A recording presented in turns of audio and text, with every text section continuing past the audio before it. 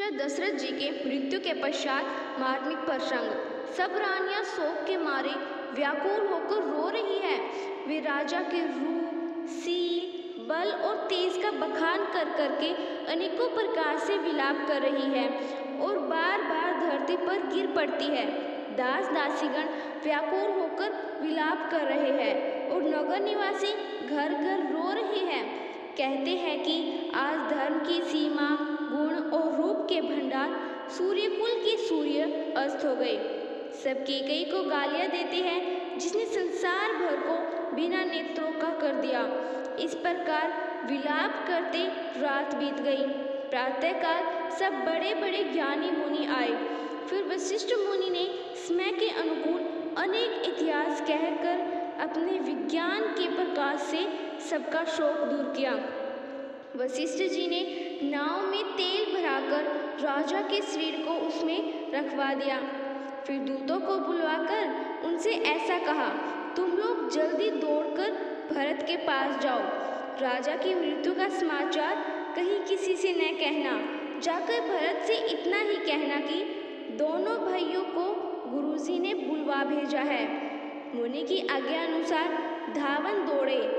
इधर जब से अयोध्या में अनर्थ हुआ है तब से भरत जी को अपशकुन दिखाई दे रहे हैं। वे रात को भयंकर स्वप्न देखते थे। वे प्रतिदिन ब्राह्मणों को भोजन कराकर दान देते थे। अनेकों विधियों से रुद्राभिषेक करते थे। महादेव जी को हृदय में मनाकर उनसे माता पिता, कुटुंबी और भाइयों का कुशल क्षेम मांगते थे। भरत जी इस प्रकार मन में चिंता कर रहे थे कि दूत आ पहुँचे। गुरुजी की आज्ञा कानों से सुनते ही वे हवा के समान वेग वाले घोड़े को लेकर चले हैं। एक एक पल वर्ष के समान बीत रहा था। नगर में प्रवेश करते समय अपशकुन होने लगे। कौवे बुरी जगह बैठकर बुरी तरह से काँव काँव कर रहे हैं। गधे और सियार विपरीत बोल रहे हैं। यह सुन सुनकर भरत के मन में बड़ी पीड़ा हो रही है। तालाब, नदी, वन, बगीचे सब शोभाहीन हो रहे हैं। नगर बहुत ही भयानक लग रहा है।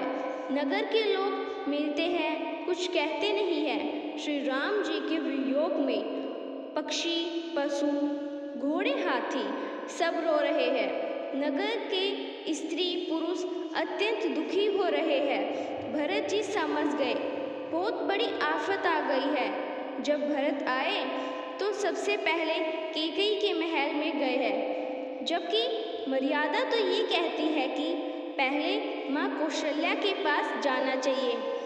इसका कारण है क्योंकि राम हमेशा कैकेयी के महल में रहते थे, क्योंकि कैकेयी से बहुत प्रेम था। और जब राम कैकेयी के महल में है तो राजा दशरथ भी वहीं रहते थे। फिर तीनों माताएं भी वहीं रहती थी और जब सब यही हैं तो लक्ष्मण भी यहीं रहते थे। आज भरत ने सोचा कि मैं माता के महल में जाता हूँ तो मुझे सब वहीं मिल जाएंगे। ये सोचकर कैकेयी के महल में आए हैं। कैकेयी को महाराज के जाने का दुख नहीं है, बल्कि पुत्र के आने की खुशी हो रही है। आरती की थाली लेकर खड़ी है। जैसे ही भरत ने माता का वेश देखा है तो मानो झकझोर दिया है। भरत को समझ गए हैं अब पिताजी स्वर्ग सिधार गए हैं। फिर भी पूछते हैं। भरत जी ने कहा, कहो पिताजी कहाँ है? मेरी सब माताएं कहाँ है? सीता जी और मेरे प्यारे भाई राम लक्ष्मण कहाँ है? कैकेयी कहती है, बेटा इनमें से तुम्हें कोई नहीं दिखेगा। मैंने बिगड़ती बात बना ली थी। बेचारी मंथरा सहायक हुई, पर विधाता ने बीच में जरा सा काम बिगाड़ दिया। वह यह है कि राजा देव लोक को पधार गए। भरत यह सुनते ही विषाद के मारे बेहाल हो गए और जमीन पर तात तात करते हुए गिर पड़े। अपने आप को धिक्कारते हैं कि अंतिम समय में पिताजी आपकी सेवा नहीं कर पाया। मैं आपको स्वर्ग के लिए चलते समय देख भी न सका। फिर धीरज धरकर बोलते हैं, माता, पिता के मरने का कारण तो बताओ। कुटिल और कठोर कैकेयी ने अपनी सब करनी शुरू से आखिर तक खुश होकर सुना दी। श्री रामचंद्र जी का वन जाना सुनकर भरत जी तो पिता का मरण भूल गया और हृदय में इस सारे अनर्थ का कारण अपने को ही जानकर वे मौन होकर जिंदा लाश की तरह हो गए। भरत सोच रहे हैं कि ये सब मेरे कारण हुआ है। पुत्र को व्याकुल देखकर कैकेयी समझाने लगी, मानो जले पर नमक लगा रही हो। कैकेयी कहती है, भरत, तुम चिंता छोड़ दो और राज्य भोगो।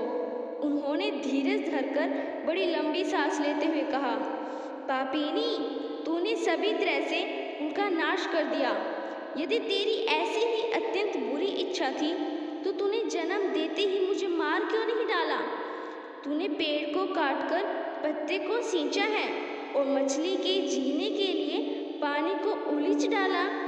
मुझे इतना अच्छा सूर्यवंश मिला, दशरथ जैसे पिताजी और राम लक्ष्मण जैसे भाई मिले, लेकिन मेरा दुर्भाग्य तो देख, मुझे तेरे जैसी माँ मिली। जब तेरे हृदय में बुरा विचार आया तो तेरे हृदय के टुकड़े टुकड़े क्यों नहीं हो गए? वरदान मांगते समय तेरे मन में कुछ भी पीड़ा नहीं हुई? तेरी जीभ जल नहीं गई? तेरे मुंह में कीड़े नहीं पड़ गए? राजा ने तेरा विश्वास कैसे कर लिया? तू कौन है? मुझे सच सच कह, तू जो है सो है। अब मुंह से स्याही पोंछ कर मुंह काला करके उठकर मेरी आंखों की ओट में जा बैठ। भरत जी, महाराज ने यहाँ तक कह दिया। तूने जग में ऐसा काम कर दिया है कि आज के बाद कोई भी पिता अपनी बेटी का नाम कैकेयी नहीं रखेगा। विधाता ने मुझे श्री राम जी से विरोध करने वाले तेरे हृदय से उत्पन्न किया। मेरे बराबर पापी दूसरा कौन है? मैं व्यर्थ ही तुझे कुछ कहता हूँ। माता की कुटिलता सुनकर शत्रुघ्न के सब अंग क्रोध से जल रहे हैं, पर कुछ वश नहीं चलता। उसी समय वो कुबरी मंथरा वहाँ आई। उसे देखकर लक्ष्मण के छोटे भाई शत्रुघ्न जी क्रोध से भर गए, मानो जलती हुई आग को घी की आहुति मिल गई हो। उन्होंने जोर से तककर कुबड़ पर एक लात जमा दी। वह चिल्लाती हुई मुंह के बल जमीन पर गिर पड़ी। उसका कुबड़ टूट गया, कपाल फूट गया, दांत टूट गए और मुंह से खून बहने लगा। वह कराहती हुई बोली, हाय देव, मैंने क्या बिगाड़ा? जो भला करते बुरा फल पाया। उसकी यह बात सुनकर शत्रुघ्न उसे पकड़ पकड़ कर घसीटने लगे। तब दयानिधि भरत जी ने उसको छुड़ा दिया और दोनों भाई तुरंत कौशल्या जी के पास गए। जय श्री राम।